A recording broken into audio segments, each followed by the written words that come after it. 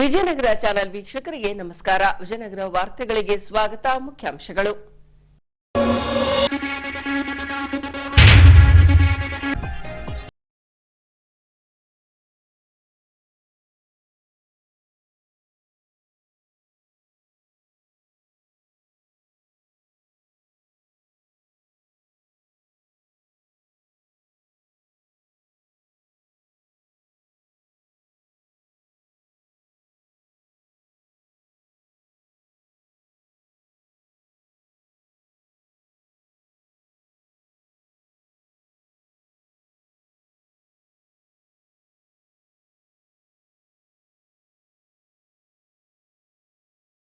ಸಾಂಸ್ಕೃತಿಕ ಕಾರ್ಯಕ್ರಮ ನಡೆಸಿಕೊಟ್ಟ ಮಕ್ಕಳು. ಈಗ ವಾರ್ತೆಗಳ ವಿವರ. ಮಲೆನಾಡಿನ ಪ್ರದೇಶಗಳಲ್ಲಿ ಯಥೇಚ್ಛವಾಗಿ ಸುರಿಯುತ್ತಿರುವ ಭಾರೀ ಮಳೆಯಿಂದಾಗಿ ಸ್ಥಳೀಯ ತುಂಗಭದ್ರಾ ಜಲಾಶಯಕ್ಕೆ ಸಾಗಿ ಬರುತ್ತಿರುವ ಒಳಹರಿವಿನ ಪ್ರಮಾಣ ಹೆಚ್ಚಾಗತೊಡಗಿದೆ. ಹಾಗಾಗಿ ಯಾವ ಸಮಯದಲ್ಲಾದರೂ ನದಿಗೆ ನೀರನ್ನ ಹರಿಸಲಾಗುತ್ತದೆ. ಹೀಗೆ ತುಂಗಭದ್ರಾ ಜಲಾಶಯದ ಒಳಹರಿವಿನ ಪ್ರಮಾಣ ಹೆಚ್ಚುತ್ತಿದ್ದು ಆಣೆಕಟ್ಟೆ ಮತ್ತೊಮ್ಮೆ ತುಂಬುವ ಹಂತಕ್ಕೆ ಬಂದಿದೆ. ಯಾವುದೇ ಕ್ಷಣದಲ್ಲಿ ಆಣೆಕಟ್ಟೆಯಿಂದ ನೀರನ್ನು ನದಿಗೆ ಹರಿಸುವ ಸಾಧ್ಯತೆ ಇದ್ದು ನದಿ ತೀರದ ನಿವಾಸಿಗಳು ಎಚ್ಚರ ವಹಿಸಬೇಕು ಎಂದು ತುಂಗಭದ್ರಾ ಮಂಡಳಿ ಸೂಚನೆ ನೀಡಿದೆ. ತುಂಗಾ ಮತ್ತು ವರದಾ ನದಿಯಲ್ಲಿ ನೀರಿನ ಹರಿವು ಹೆಚ್ಚಳವಾಗಿರುವ ಪರಿಣಾಮ ಜಲಾಶಯದ ಒಳಹರಿವಿನ ಪ್ರಮಾಣ ಹೆಚ್ಚುತ್ತಿದೆ. ಜಲವಿದ್ಯುತ್ಗಾರದಲ್ಲಿ ಹೆಚ್ಚುವರಿ ವಿದ್ಯುತ್ ಉತ್ಪಾದಿಸುವ ಮೂಲಕ 5,000 ಕ್ಯೂಸೆಕ್ ನೀರನ್ನು ನದಿಗೆ ಹರಿಸಲಾಗುವುದು. ಒಳಹರಿವಿನ ಪ್ರಮಾಣ ಹೆಚ್ಚಾದಲ್ಲಿ ನದಿಗೆ ನೀರು ಹರಿಸುವ ಪ್ರಮಾಣವೂ ಹೆಚ್ಚಬಹುದು ಎನ್ನಲಾಗಿದೆ. ತುಂಗಭದ್ರಾ ಆಣೆಕಟ್ಟೆಯ ಗರಿಷ್ಠ ಮಟ್ಟ 1,633 ಅಡಿ ಇದ್ದು ಸದ್ಯ ನೀರಿನ ಮಟ್ಟ 1,630.13 ಅಡಿ ಇದೆ. 105.78 ಟಿಎಂಸಿ ಅಡಿ ನೀರು ಸಂಗ್ರಹ ಸಾಮರ್ಥ್ಯದ ಜಲಾಶಯದಲ್ಲಿ ಸದ್ಯ 94.55 ಟಿಎಂಸಿ ಅಡಿ ನೀರು ಸಂಗ್ರಹವಾಗಿದೆ. ರೈತರಿಗೆ ಈಗ ಒಂದು ಬೆಳೆಗೆ ನೀರು ಸಿಗುತ್ತದೆ. ಮಳೆಯಿಂದ ಒಳಹರಿವು ಹೆಚ್ಚಳ ಮುಂದುವರಿದರೆ ಹಾಗೂ ಹಿಂಗಾರು ಮಳೆಯಾದರೆ ಎರಡನೇ ಬೆಳೆಗೂ ನೀರು ಸಿಗಲಿದೆ. ಸರ್ಕಾರಿ ಕಾಲೇಜುಗಳಲ್ಲಿನ ಅತಿಥಿ ಉಪನ್ಯಾಸಕರ ನೇಮಕಾತಿಗಾಗಿ ರಾಜ್ಯ ಕಾಲೇಜು ಶಿಕ್ಷಣ ಇಲಾಖೆಯಿಂದ ಆದೇಶವನ್ನು ಹೊರಡಿಸಲಾಗಿದೆ. ಈ ಆದೇಶ ಕೆಲ ಅತಿಥಿ ಉಪನ್ಯಾಸಕರ ಕರ್ತವ್ಯಕ್ಕೆ ಮುಳುವಾಗಲಿದೆ. ಹೌದು, ಸರ್ಕಾರಿ ಕಾಲೇಜುಗಳಲ್ಲಿ ವಿವಿಧ ವಿಷಯಕ್ಕೆ ಸಂಬಂಧಿಸಿದಂತೆ ಅತಿಥಿ ಉಪನ್ಯಾಸಕರನ್ನ ಬಳಸಲಾಗುತ್ತಿದೆ.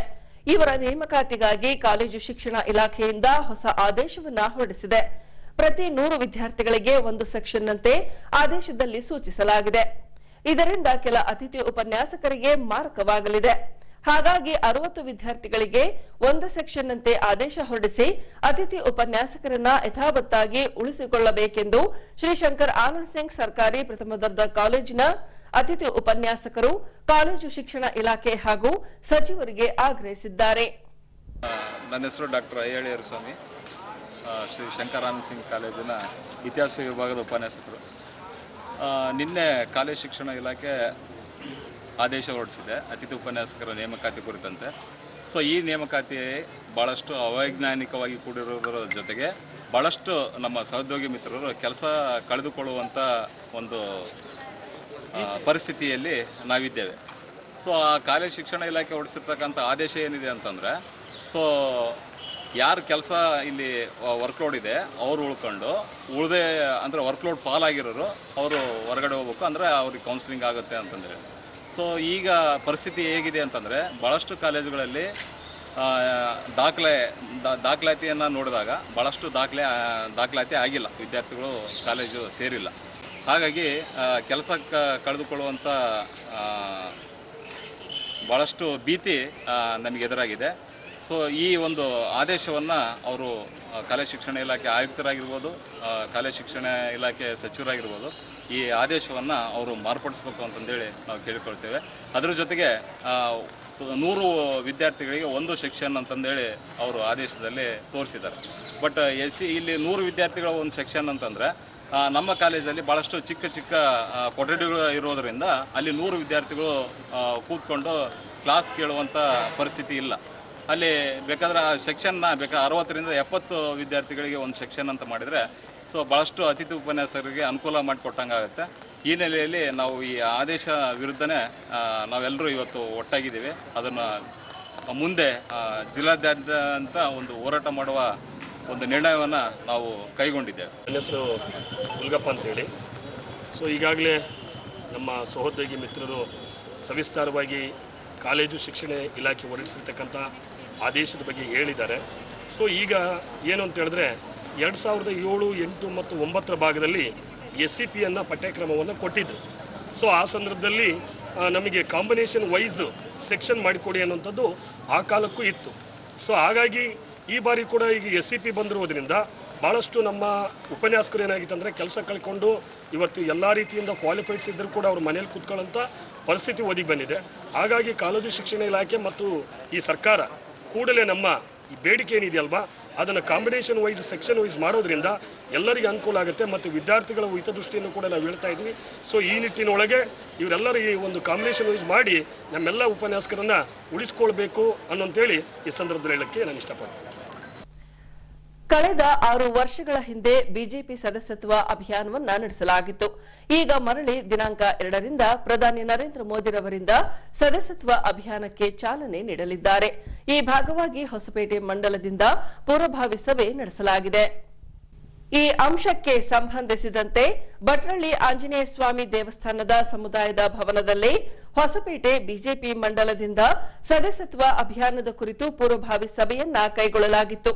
ಈ ವೇಳೆ ಹೊಸಪೇಟೆ ಬಿಜೆಪಿ ಮಂಡಲದ ಅಧ್ಯಕ್ಷ ಶಂಕರ್ ಮೇಟೇರವರು ಸದಸ್ಯತ್ವ ಅಭಿಯಾನದ ಕುರಿತು ಮಾಹಿತಿ ನೀಡಿದರು. ಯಾರು ನಮ್ಮ ಕಾರ್ಯಕರ್ತರು ಏನು ಒಂದು ಬೂತ್ ಒಳಗೆ ನಾನು ದೊಡ್ಡದೇನಿಲ್ಲ ಲೆವೆಲ್ ಒಳಗೇನೆ ನಾವೇನು 880000242024 ಇದಕ್ಕೆ ಬರೀ ಮಿಸ್ಕಾಲ್ ಕೊಟ್ಟರೆ ಸಾಕು, ಒಂದು OTP ನಂಬರ್ ಬರ್ತದೆ.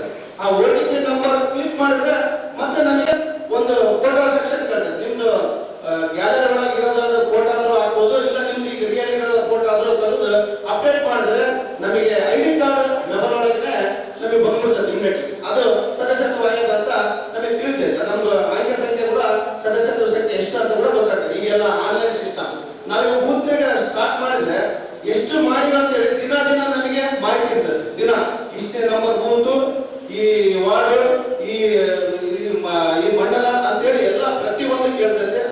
ನಾವೀಗ ಮಹಾಶಕ್ತಿ ಕೇಂದ್ರ ಅಧ್ಯಕ್ಷರಿಗೆ ಮತ್ತು ಪ್ರಧಾನ ಕಾರ್ಯದರ್ಶಿಗಳಿಗೆ ಈ ತರ ಏನ್ ಬ್ಯಾನರ್ ಹಾಕಿದ್ವಿ, ಆ ಶಕ್ತಿ ಕೇಂದ್ರಕ್ಕೆ ನಾವು ಏನ್ ಬ್ಯಾನರ್ಗಳು ಕೊಟ್ಟಿದ್ವಿ ಅವು 8 ಮಹಾಶಕ್ತಿ ಕೇಂದ್ರಕ್ಕೆ ಬ್ಯಾನರ್ಗಳು ರೆಡಿ ಮಾಡಿದ್ವಿ. ನಿಮಗೆ 2ನೇ ತಾರೀಕಿಗೆ 10 ಗಂಟೆಗೆ ತಾವು ಬೇಡ ಜಾಗಕ್ಕೆ ಚಾಲನೆ ನೀಡಕ್ಕೆ ಬರ್ತಾರೆ. ಏಕಕಾಲಕ್ಕೆ ನರೇಂದ್ರ ಮೋದಿ ಅವರ ಏನು ಸದಸ್ಯತ್ವ ಅವ್ರು ಆದ ತಕ್ಷಣ ನಮಗೆ ಅವತ್ತಿನ ದಿನ ಮಾತ್ರ ನಂಬರ್ ಮಿಸ್ಕಾಲ್ ಮಾಡಿದ್ರೆ ಮಾತ್ರ ನಮಗೆ ಸದಸ್ಯತ್ವ ಬರ್ತದೆ. ಇವತ್ತು ಮಾತ್ರ ಮಾಡಲ್ಲ, ನಾಳೆನೂ ಬರಲ್ಲ. ನಿಮ್ಮ ಬೂತ್ಗಳಲ್ಲಿ ತಮ್ಮ ಬೂತ್ ಯಾವ್ದು ಬರ್ತದೆ ಆ ಬೂತ್ ಆಯ್ಕೆ ಮಾಡ್ಕೊಂಡು ಪ್ರತಿಯೊಬ್ಬರು ಕಾರ್ಯಕರ್ತರು 400ಕ್ಕಿಂತ ಹೆಚ್ಚು ಏನು ಸದಸ್ಯತ್ವ ಅಂಕಿಯನ್ನು ಮಾಡ್ತಾರೋ ಆಲ್ರೆಡಿ ಈಗಾಗಲೇ ಘೋಷಣೆಯನ್ನು ಆಗಿದೆ. ಮಂಡಲಕ್ಕೆ 1,08,000, ಅದೇ ರೀತಿಯಾಗಿ 45,000 ಫಸ್ಟ್ ಬ್ರೇಕ್, ಸೆಕೆಂಡ್ನೇದಾಗಿ 18,000, ಮೂರನೇದಾಗಿ 9,000. ಇದು ಏನು ಬೇಜು ಮಾಡ್ರೆ ನಿಜವಾಗ್ಲೂ ಇರ್ತದೆ. ಮಾನ್ಯ ಸಿದ್ದರಾಮಯ್ಯ ನನ್ನ ಜೊತೆ ಮಾತಾಡ್ಬೇಕಾದ್ರೆ ಶಂಕರಣ್ಣ ಮೇಟವ್ರೆ ನಾನು ನಿಜವಾಗ್ಲೂ ಇರ್ತದೆ, ನಾನು 1,08,000 ನನಗೆ ಕೊಡಲಿಕ್ಕೆ ಹೊಸಪೇಟೆ ಮಣ್ಣದರ ತಗೊಂತಾರಂತ 100% ನನ್ನ ಮೇಲೆ ಭರವಸೆ ಇದೆ. ನಿಮ್ಮೆಲ್ಲ ಕಾರ್ಯಕರ್ತರನ್ನು ನೋಡಿ, ಹಂಗಾಗಿ ನಾನು ಅದನ್ನ ಆಯೋಜನೆ ಮಾಡಿ ನೀವೇ 1,08,000 ತಗೋಬೇಕು. ನಾನು ನಿಮ್ಮ ಕೈಗೆ ಎಲ್ಲ ಜಿಲ್ಲಾಧ್ಯಕ್ಷರು ಮತ್ತು ಒಂದು ಆನಂದ್ ಸಿಂಗ್ ಸರ್ ಅವರು ಬರ್ತಾರೆ, ಅವತ್ತು ನೀವು ಎಲ್ಲರೂ ತಗೋಬೇಕಂತ ಹೇಳಿ ಮನವಿ ಮಾಡಿದ್ರು. ಖಂಡಿತವಾಗಿ ನಮ್ಮೆಲ್ಲ ಕಾರ್ಯಕರ್ತರು ಹುರುಪಾಗಿದ್ದಾರೆ. ನಿಮ್ಮೆಲ್ಲರ ಸಹಕಾರದಿಂದ ನಾವು 1,08,000 ತಗೊಂಡೇ ತಗೊಂತೀವಿ ಅಂತ ಹೇಳಿ ನನ್ನ ಹತ್ರ ಭರವಸೆಯನ್ನು ನೀಡಿದ್ದೇವೆ. ಈಗ ಫೋಟೋಕ್ಲಿಕ್ ಸುದ್ದಿ. ದೇಶದ ಕೆಲವೆಡೆ ವೈದ್ಯಕೀಯ ವಿದ್ಯಾರ್ಥಿನಿಯರ ಹಾಗೂ ವೈದ್ಯಕೀಯ ಸಿಬ್ಬಂದಿಗಳ ಮೇಲೆ ದೌರ್ಜನ್ಯ, ಅತ್ಯಾಚಾರಗಳು ನಡೆಯುತ್ತಿವೆ. ಈ ವಿಷಯ ಕುರಿತಾಗಿ ಜಿಲ್ಲಾ ಪೊಲೀಸ್ ವರಿಷ್ಠಾಧಿಕಾರಿ ಶ್ರೀ ಹರಿಬಾಬುರವರಿಂದ ವೈದ್ಯರೊಂದಿಗೆ ಸಭೆ ನಡೆಸಿ ಸೂಕ್ತ ರಕ್ಷಣೆ ನೀಡುವುದಾಗಿ ಭರವಸೆ ನೀಡಿದ್ದಾರೆ. ಅದೇ ರೀತಿ ಒಪ್ಪಿಗೆ ಪಡೆದೇ ಚಿಕಿತ್ಸೆ ನೀಡಬೇಕು. ರೋಗಿಯನ್ನ ಬೇರೆ ಆಸ್ಪತ್ರೆಗೆ ರವಾನಿಸಬೇಕಿದ್ದಲ್ಲಿ ವಿಳಂಬ ಮಾಡದೆ ಮೊದಲೇ ತಿಳಿಸಬೇಕು. ಆಸ್ಪತ್ರೆಯ ಹೊರ ಹಾಗೂ ಒಳಭಾಗದಲ್ಲಿ ಗುಣಮಟ್ಟದ ಸಿಸಿ ಕ್ಯಾಮೆರಾಗಳನ್ನ ಅಳವಡಿಸಬೇಕು ಹಾಗೂ ರಾತ್ರಿ ಪಾಳಯದಲ್ಲಿ ಕರ್ತವ್ಯಕ್ಕೆ ಬರುವ ಮಹಿಳಾ ಸಿಬ್ಬಂದಿಗೆ ಹೋಗಿ ಬರಲು ವಾಹನದ ವ್ಯವಸ್ಥೆಯ ಜೊತೆಗೆ ಬೆಂಗಾವಲು ನೀಡಬೇಕೆಂದು ಎಸ್ಪಿ ರವರು ವೈದ್ಯರಿಗೆ ಸಲಹೆ ನೀಡಿದ್ದಾರೆ. ಹೊಸಪೇಟೆಯ ಪ್ರಮೋದ ಸೇವಾ ಸಮಿತಿಯಿಂದ ಆಗಸ್ಟ್ 26ರಿಂದ ಸೆಪ್ಟೆಂಬರ್ 1ರವರೆಗೆ ಕೃಷ್ಣ ಜನ್ಮಾಷ್ಟಮಿ ಕೈಗೊಳ್ಳಲಾಗಿದೆ. ಈ ಭಾಗವಾಗಿ ಪಟೇಲ್ ನಗರದಲ್ಲಿ ಬರುವ ಬಿಜೆಪಿ ಕಚೇರಿಯ ಸಭಾಂಗಣದಲ್ಲಿ ನಿತ್ಯವೂ ಪೂಜೆ ಭಜನೆ ನಡೆಸಲಾಗುತ್ತದೆ. ಹೀಗೆ ಶನಿವಾರದ ದಿನದಂದು ಮಕ್ಕಳಿಂದ ಭಜನೆ ಹಾಗೂ ನೃತ್ಯ ಪ್ರದರ್ಶನ ನಡೆಸಿಕೊಡಲಾಯಿತು.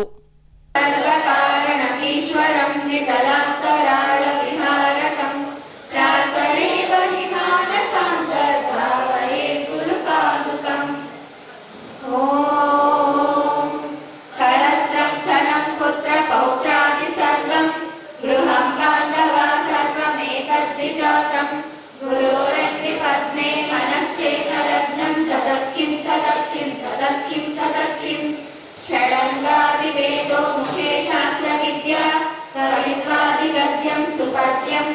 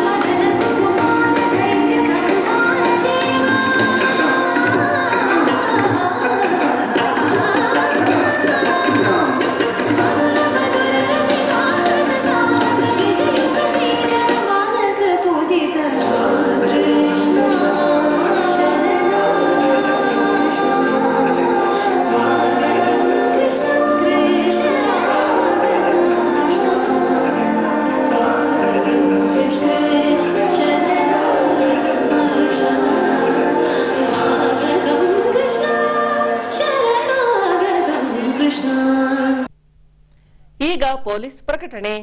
ಎಷ್ಟೇ ಹಳೆಯ ಬಂಗಾರವಿರ್ಲಿ, ಪಾಲಿಶ್ ಮಾಡಿದ ಮೇಲೆ ಹೊಸದೇ ರೀತಿಯಲ್ಲಿ ಕಾಣ್ತದೆ ತಾಯಿ ನೋಡಿ.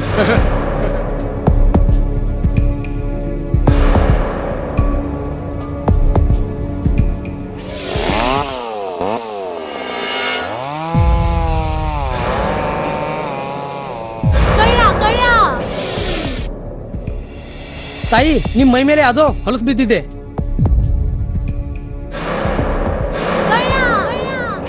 ಇಲ್ಲಿ ತಾಯಿ, ನಾನು ಪೊಲೀಸ್.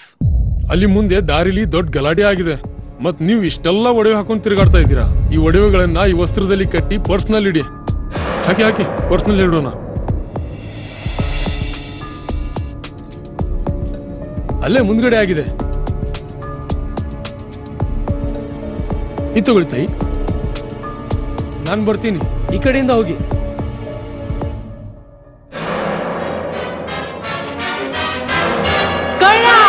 ಇಂತಹ ಮೋಸದ ಸಂಗತಿ ನಿಮಗೂ ನಡೆಯಬಹುದು. ತಮ್ಮ ಬೆಲೆ ಬಾಳುವ ಒಡವೆ ಆಭರಣ ವಸ್ತುಗಳನ್ನು ಎಚ್ಚರಿಕೆಯಿಂದ ಕಾಪಾಡಿ. ಯಾವುದೇ ಮಾತುಗಳಿಗೆ ಮರುಳಾಗಬೇಡಿ. ಸಂಶಯಾಸ್ಪದ ರೀತಿಯಲ್ಲಿ ಯಾರಾದರೂ ಕಂಡು ಬಂದರೆ ಸಮೀಪದ ಪೊಲೀಸ್ ಠಾಣೆಯನ್ನು ಸಂಪರ್ಕಿಸಿರಿ. ಈಗ ಕೊನೆಯಲ್ಲಿ ಮತ್ತೊಮ್ಮೆ ವಾರ್ತೆಗಳ ಮುಖ್ಯಾಂಶಗಳು.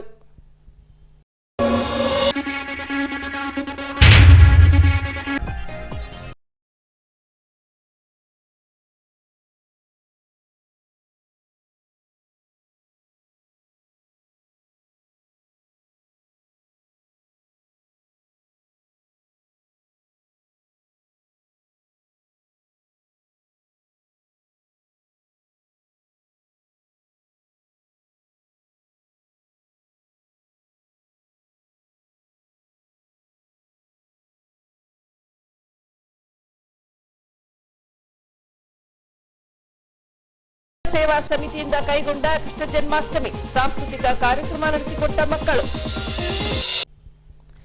ಇಲ್ಲಿಗೆ ವಾರ್ತಾ ಪ್ರಸಾರ ಮುಕ್ತಾಯವಾಯಿತು. ವಂದನೆಗಳೊಂದಿಗೆ ನಯನ ಉಮೇಶ್.